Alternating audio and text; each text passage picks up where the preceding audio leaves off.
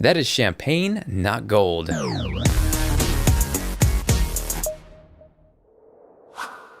Hey guys, Jonathan here with TLD, and as many of you may or may not know, there's been a ton of leaks regarding Apple's upcoming iPhone 5C, and more specifically, over the past week or so, their upcoming iPhone 5S, which from the looks of it, it's pretty much all but official that we will see a quote-unquote gold iPhone 5S. Now I say that because I was able to get my hands on one of the leaked back casings, and it's definitely more of a champagne color. It's a little lighter, not so in your face when you think of the word gold. And initially, before I shot the video, I wanted to bring you a little more than just a first look at the back piece of a case. I can see that being a little bit boring, so I got the crazy idea to see if I could rip apart and dissect an iPhone 5, but put it back together inside the iPhone 5S housing. So it was tedious, but at the same time, it was fun seeing how much detail and precision goes into these pieces of technology that we use on an everyday basis and sometimes take for granted.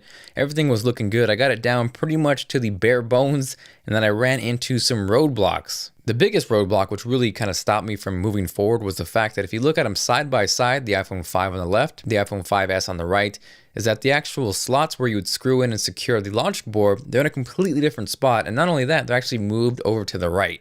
I could have half-assed it and kind of forced it in there and screwed it in certain spots, but it really didn't sit right, and I noticed if I was trying to insert the SIM card, it was giving me problems, and I really didn't want to ruin a perfectly good iPhone 5. So that actually shows me by Apple moving it over slightly to the right that they're going to beef up the processor but slim down the form factor, effectively leaving more room for battery on the left.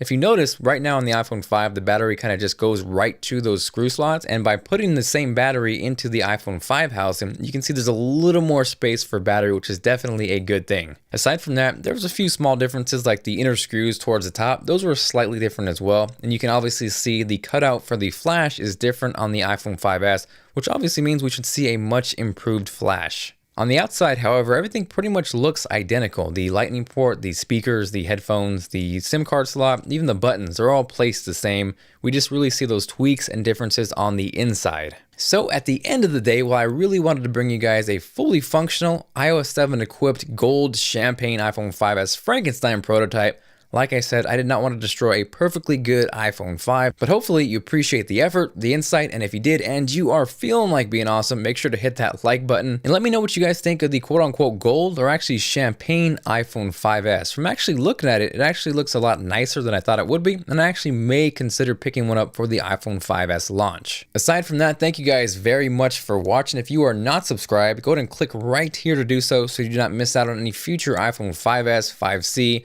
or just tech coverage in general. Got my custom Moto X in the house. The Note 3 is coming out soon.